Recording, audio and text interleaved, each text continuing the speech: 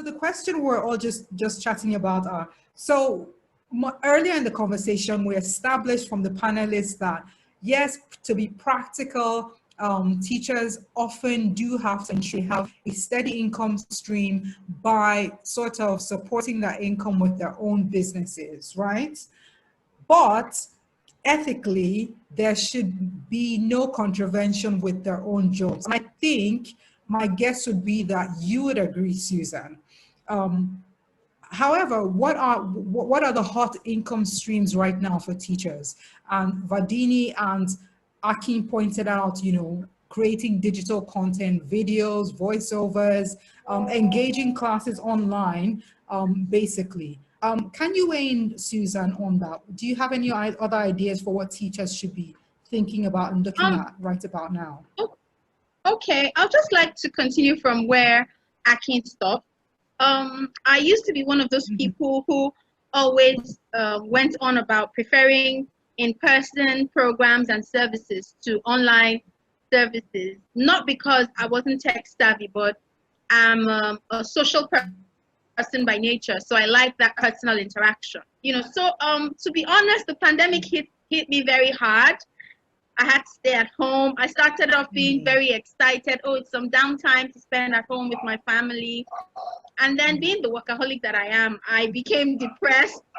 And, having a lot of teachers in my network and seeing how they were struggling. And, I felt really sad.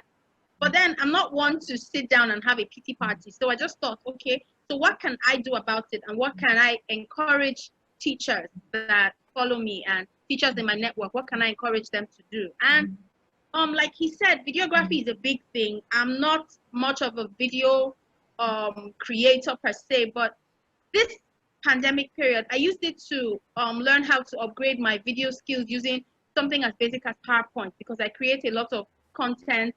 I tried my hand at creating audiobooks of my own using popular stories like The Gingerbread Man, and making videos with phonic sounds that children would love to learn and sharing with people in my network. And in fact, I did that not because I wanted to use it to make money, but I just wanted to help the people in my network. And just last week, someone who is a friend of mine, she's not even a teacher, reached out to me that she has this family who they're struggling with grammar.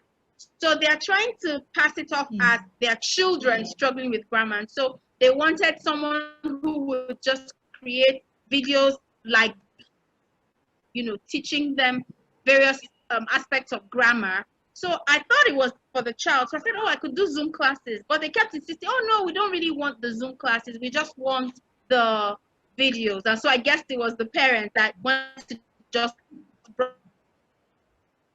on their skills. And, as I started creating the video, my status, I said, oh,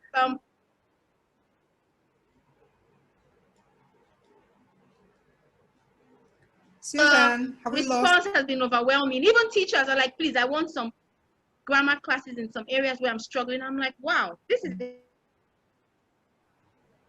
So I think that if we can begin to create good quality indigenous videos, that our children can relate with. There are a couple of videos that I have seen and I really like, but the children struggle to understand. So if we can create videos that are, that the children can relate with and identify with, I think it would, it's a huge money right now. That's a fabulous answer. I think you just beautifully supported what Vardini and Akin had said about creating, well, mostly Akin, creating indigenous content. This is the time to really take advantage of that. Just to flip this question or stretch this question a bit more, and just draw Tayo in here really quickly. Tayo, do you have any advice about how teachers who have already identified, so they're a bit further in this spectrum, who have identified, what skills they have, what path they would want to follow in terms of supplementing their income or making a transition? Would you have any advice for them about monetizing, how to monetize this, whether it's, with looking for new income streams, you know, developing a new skill, a new business, or even maybe switching careers like you did, what advice would you have for teachers who are looking to, you know, do a better job of monetizing their options? I think this is a good season to jump ship if you want to do so, in the sense that there are a lot of free courses online that will allow you to taste different professions.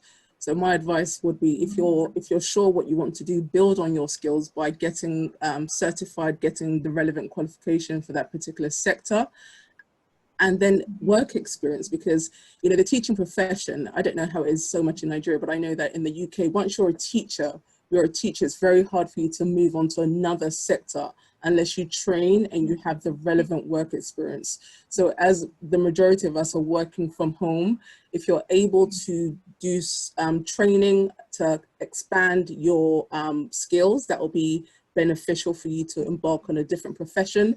And also at the same time, if you're able to get work experience, again, whilst you're working from home in the sector that you're looking to move into, I would definitely recommend that as well. And in you getting the work experience, you can still keep your teaching profession whilst you're getting paid, and then your work experience could be free, but you're getting the relevant qualification or the relevant experience that will allow you to progress into the sector that you want to, once you're ready to leave the teaching profession and then move to something else. Because that's what I did.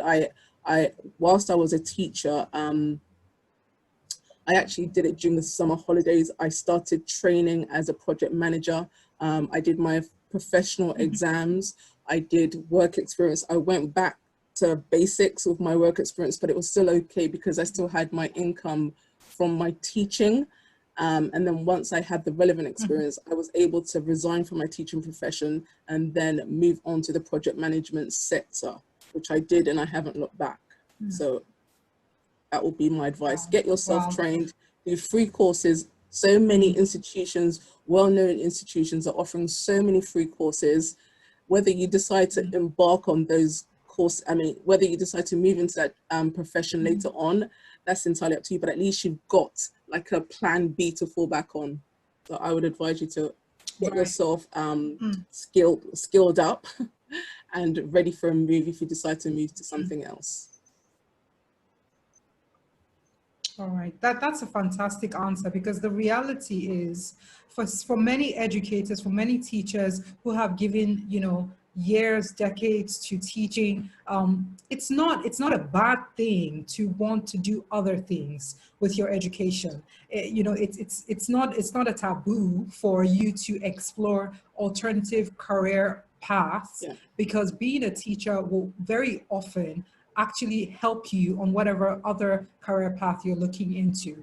So we're going to go back to those poll responses in just a little bit. But before we do, while we put those together, I want to ask one last question. And I'll start with Stephanie here. What must every educator know to come out of the pandemic thriving, successful, and still committed to teaching and learning? What must every educator know to come out of the pandemic thriving, successful, and still committed to teaching and learning? So basically, Stephanie and the other panelists who will follow up with answers on this question, what do you, for those educators who are really struggling at this time, because many of them are, what critical advice, what key advice would you give them, Steph?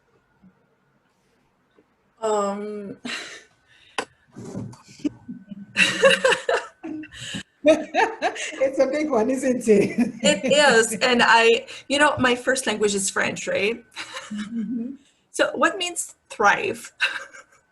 That's perfectly fine. This is the world that we live in beyond borders, to succeed. So I would say, first, be yourself, love what you do, be creative, and that's a really good point. Be yourself. That's the thing I would say. And that's what I did through Zoom classes, through all the things I did. I'm a very creative person. I love to sing. And I use every single part of who I am in my job Wow. to, those kids are so open-minded, they don't judge, Yeah, and yeah. they can become whoever they want to be, and you're a model to them. So just keeping in mind that, like, you're a model, and if they see you happy, they'll be happy. And if you're Right. facing a very hard situation, the way you're gonna act to it, face to it, that's the way they're gonna do it too. So That's yeah, that's so profound. That really, really, for me, gets to the heart of the issue. Be true to yourself, because I think a lot of teachers at this time feel like they're being pulled in many different directions, out of their comfort zone, out of everything that makes sense to them. Distance learning doesn't make sense to them. Blended learning doesn't make sense to them. Not having a clear plan, or having plans that change every couple of days, every couple of weeks, does not feel right to them. So a lot of teachers, a lot of school leaders, a lot of educators feel really just, for lack of a better word, discombobulated. And I'm sure Stephanie will be like, what? But basically just feeling, at this time. but we all felt that way, right? But the way we were explaining it to the kids, it's like, guys, it's the same but different. So it's the way to see it. Like, we're doing the same thing. We're like at school, but it's different. And I would love to hug you, so I'll do it here like this, and just close your eyes and try to feel it. And like, so we're making the same things, but in a different way. And can I add something as well? Just to say that, for teachers who are looking to, if they're looking to jump ship, my advice wouldn't be to jump on the latest job opportunity, because I think as teachers, we have certain attributes. Not everybody can be a teacher. So I don't think a teacher can just fit into any job. You need to understand who you are, what your passion is, because you wouldn't want to jump ship and then get into a job whereby you're frustrated and then it's affecting your mental state. I've got a master's in education, leadership and management. And as a project manager, I use those skills that I acquired in the classroom, that I acquired with my degree. My first degree is in graphic and media design, but I'm able to implement all my skills into what I'm doing now. And all my teaching experience is still relevant with what I'm doing now. So if you're looking to jump ship, teachers, research your sector, the sector you want to go into. Don't just follow the trend. Find out what your passion is, what your skills are, and how you can transfer your teaching skills into the next move that you decide to make. So yeah, that's spot on. Spot on, because you don't want to basically lose the value of what you spent years, decades building, and then you have to go start from scratch at something that you have absolutely no skills, no competencies, no experience of. What you want to do is you want to research what you're interested in, and you want to leverage the skills, the competencies, the experiences that you have as a teacher, and use that. Spot on. Thank you so much. I'm going to ask Ade, I'm going to pull the Uber mom back in to weigh in on this. Hi, Ade. Are you there? Did I lose you? Okay. I think Ade might have lost the connection there. So I'm going to ask Mrs. O. Mrs. O, what do you think every educator should know, must know to thrive and succeed in this pandemic and keep loving what they do? Okay, for me, I think everyone needs at this point to take ownership of that journey. And in taking ownership of that journey, you need to first pause and ask yourself why you are in this profession. And to be able to do that, some of us have to do a SWOT analysis. Okay, my strengths, my weaknesses, what are the opportunities, what are the threats? And once you've done that, you can say, you know what, I probably, like Tayo has said, I want to jump ship. And in wanting to jump ship, like Tayo has said, you need to be able to identify the sector that you want to play in and chart a career goal. If you don't have a goal, you are bound to fail. And once you have a goal, you work towards it. That's for me. So in taking ownership, everybody has to learn to be adaptable. So adaptability is critical right now because, I mean, in this pandemic, some of us that, and not some of us, sorry, I didn't mean that. Some people that took up the profession of teaching because it was a stopgap are struggling because the passion isn't there. So this is the time that everyone should just, you know what, take a break, rejig the system and find where you can use your passion. That's it for me, for everyone. I like the rejig the system part. I like that. You know, rejig the system, pause and, you know, sort of flip it, rewind it and press play again, hopefully on a better note. I see that Ade is not back here, so I'm going to loop back to Susan. Susan, what does every educator need to know at this point to succeed and thrive and to keep teaching and learning? Ade, do you mean Google Form? Okay, yes, Ade, go ahead. I was waiting for you earlier, and then I'll loop back to Susan. You know, I've been here since. I've been listening, and I've been wondering that, oh, who is this Ade? Okay, I'm sorry. Oh, I'm so sorry. I'm so sorry. I'm so Okay. sorry. Forgive me. Okay, so no, it's very okay. So we're still back. We're on your path, yes?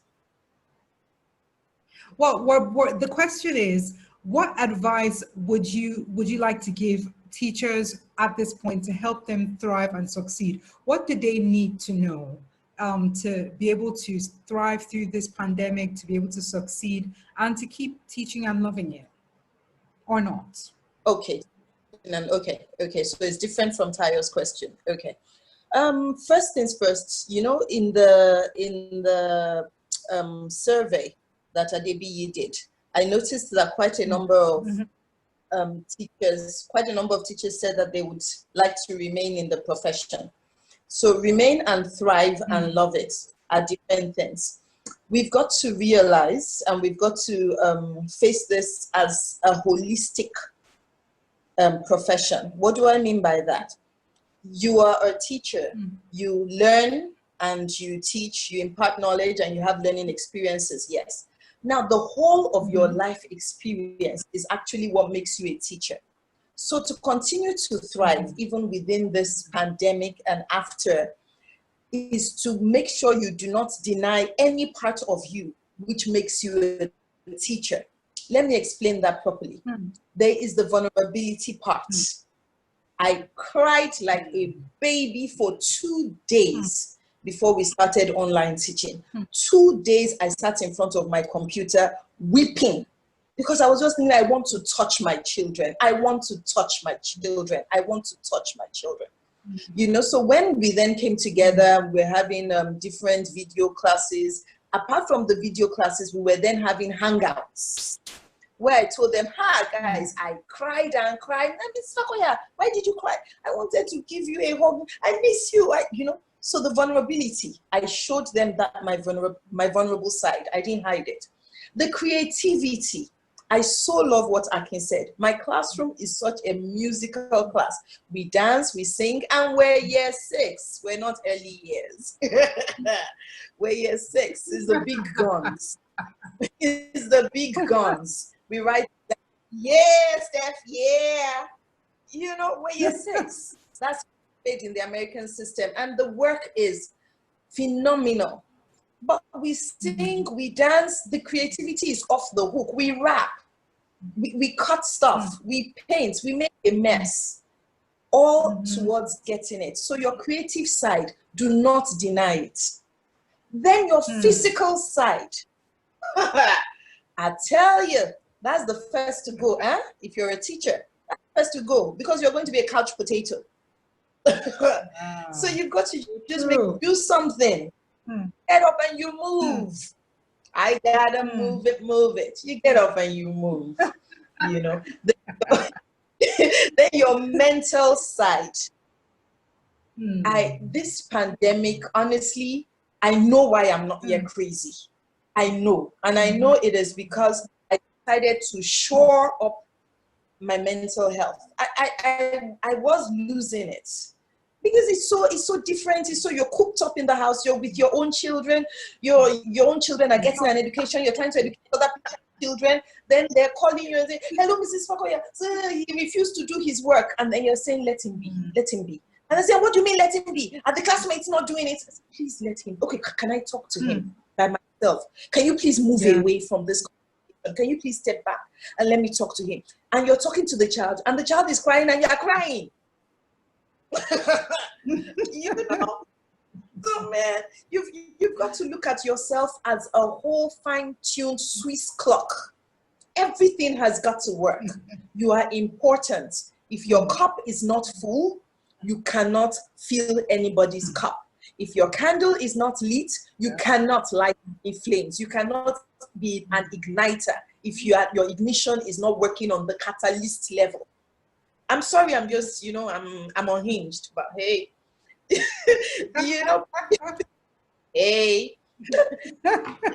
every part of you has to be, because you've got to be okay. You've got to be, and then you've got not to be poor. Yeah? Yeah, we've got to make some money. So how do you make some money? What are you? If teaching is all you know how to do, then by all means begin to create content and sell. You're going to put a few freebies out there, a few tasters, begin to sell. You see, nobody gets there in 1 minute. So I would love all teachers who are in the audience to please not look at us as, oh, those are the ones who have made it.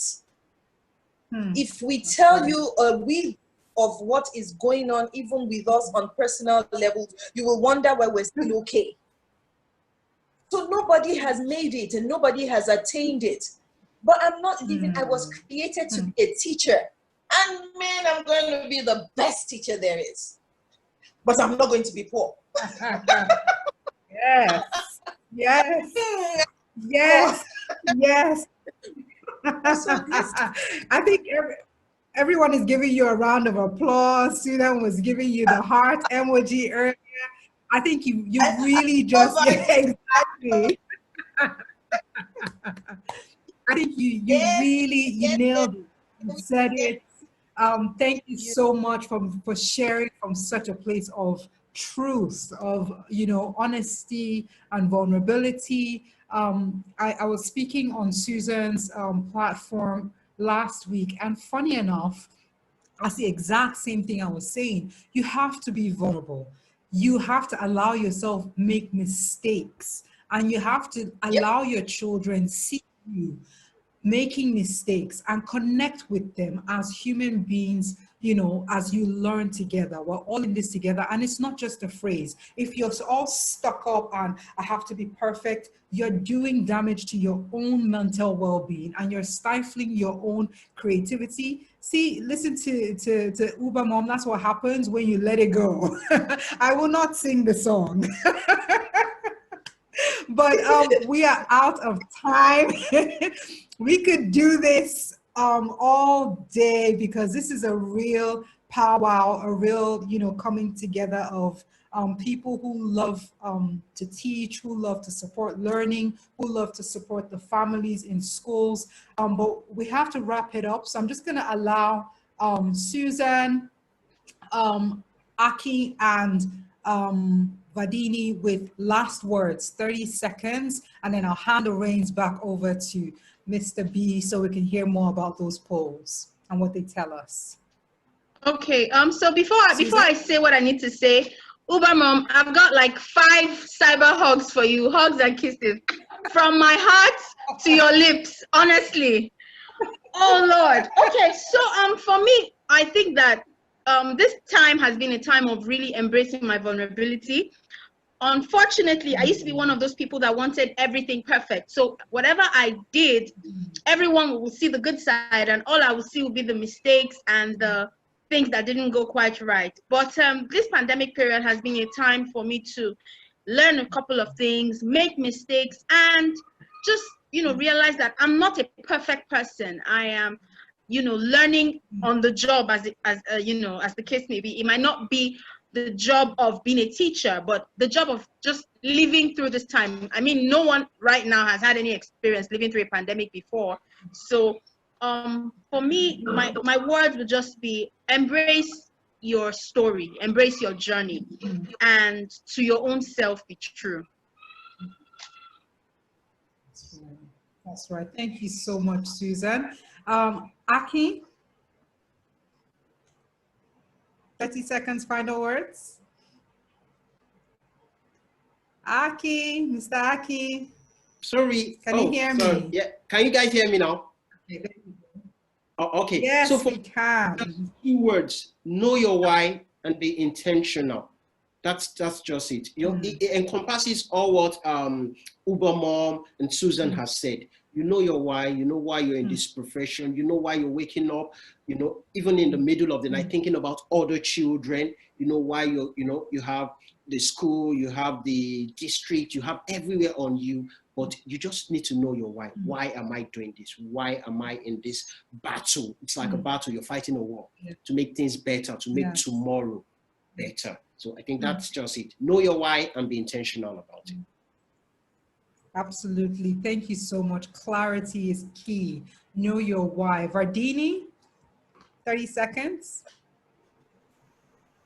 Okay, so I think the biggest thing that we need to learn is to be flexible and to know that change is the only constant in life. I think all of us, this has been a life learning, like an experience for us, and we need to learn to go with the flow and not be rigid that I can only teach in the class. I can only teach when the child is in front of me. I can only do this. That we have to let go of that mindset and go with the flow and be flexible. That is what I would like to tell everybody. Thank you. Thank you so much, everyone, for sharing. It has just been beyond. Thank you so much for giving of yourself. I'm going to hand over to our wonderful hosts, Mr. B and Mrs. J. For me, that's it. I'm just going to sit back now and just listen in. Mr. B, over to you. All right. All right, can everyone hear me? Yes, we can. So we're going to be wrapping this up. Okay, the polls, yeah. Let's quickly do a run through. We're actually, running out of time, like you said. There are 6 questions, and it's basically focused on parents and teachers in how they're going to be teaching to succeed. 11% of the audience actually are parents. 51% are teachers, while 43% are both parents and teachers. Now, there is a government regulation with regards school resumption and reopening. In terms of awareness of the government regulation, 95% are quite aware and 11% are not aware. Now, the third question is about what have you done for, sorry, let me just do this. I guess you can see them on your screen as well, so that we can both all get along together. So now, what have you done for yourself lately and during the school's lockdown? 3% have actually done improved upon their physical fitness.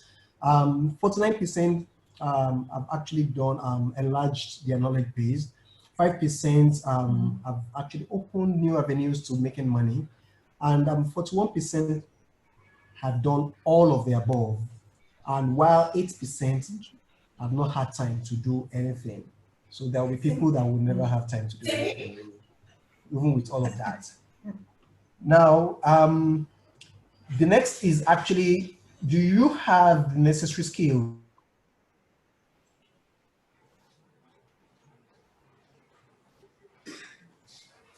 going forward? Now, 51% say yes, they do have the skills. Everyone actually, there's no one that actually that is complaining of the skills. Then there is 54% actually saying that they are learning to develop those skills, and everyone is interested somehow. For those that have it and for those who are learning, they are all interested. Now, the next question is, do you think the learning content that you have created will be able to generate you some income? Now, 51%.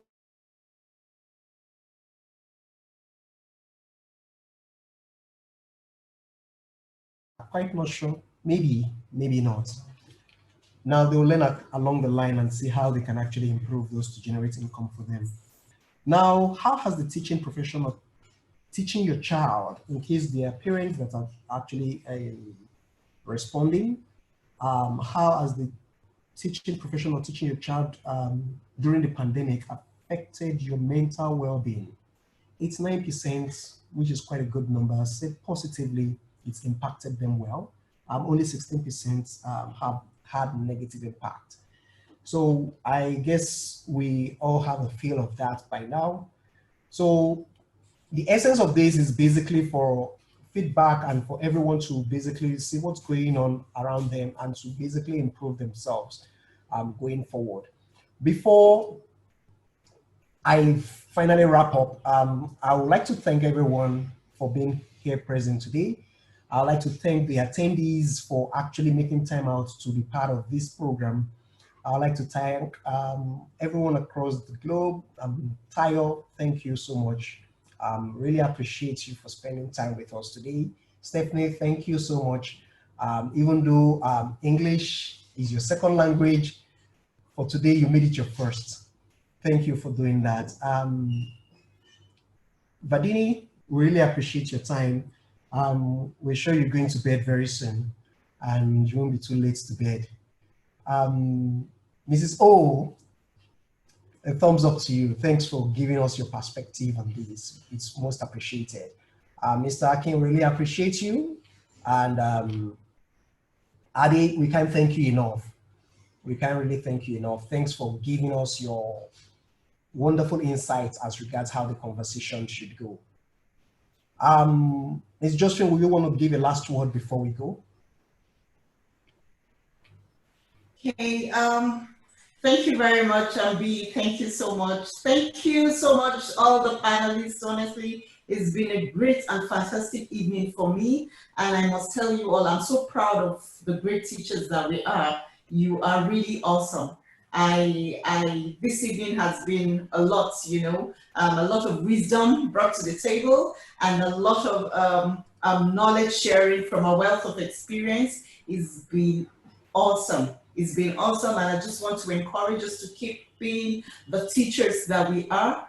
I know there are a whole lot of teachers out there from the survey, that we, the pre-webinar survey, that are also as good as the people we have here. So we just need to encourage upcoming teachers as much as possible. I know it's not the best of time for everyone. It can really be devastating, you know, having to cope with balancing life and then financial instability, you know, and uncertainties, really. So now it's our role is we need to encourage the teachers as much as we can. So I would like us, if we have not been mentoring anyone, I think we need to look for these upcoming teachers and encourage them and mentor them, because even when they find that skill, when they look inward and find that skill that they want to, you know, grow in, how to go about it might be a challenge. So we need to actually support them and probably learn that, you know, share that knowledge that we have, what has been working for us, you know, a bit of here and there. I'm sure we'll be able to do a whole lot, you know, recreating the teaching space. And you can't take away parenting from teaching. So we work hand in hand. So for parents and teachers, I think it's a whole lot we're doing. And I just want to thank everyone. I can't thank you enough. Thank you so much, Mrs. Show.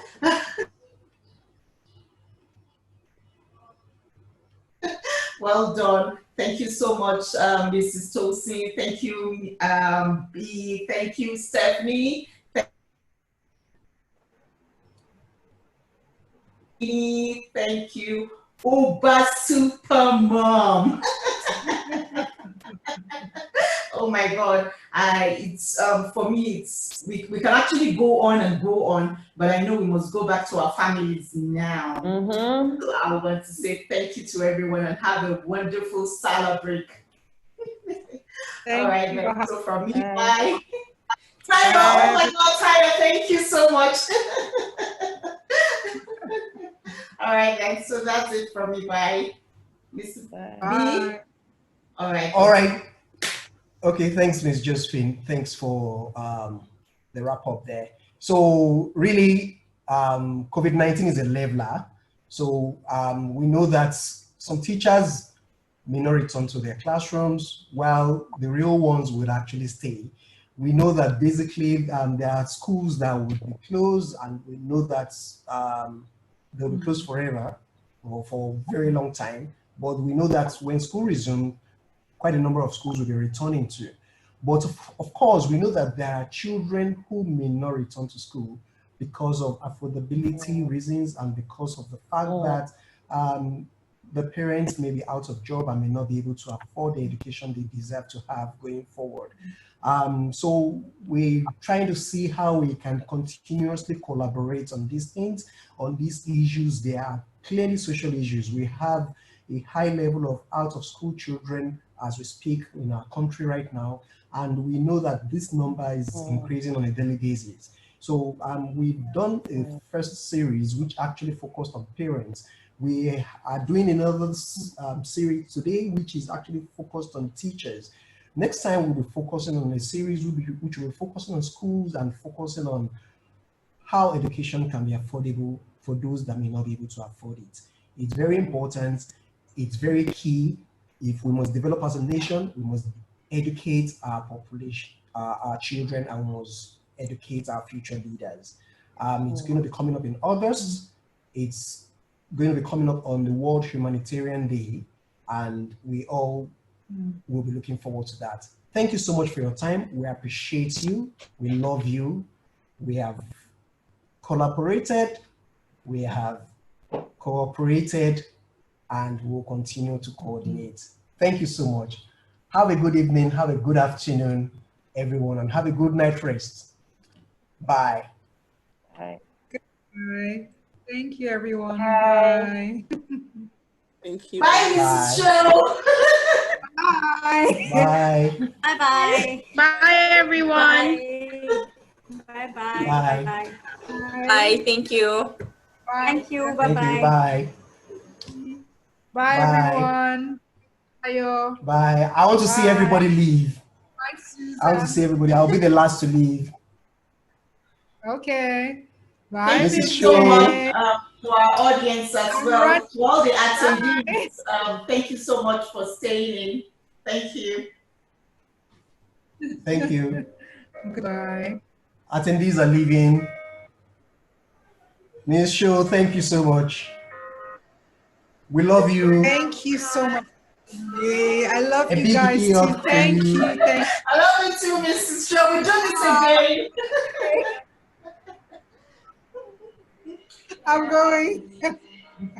All right. All the glasses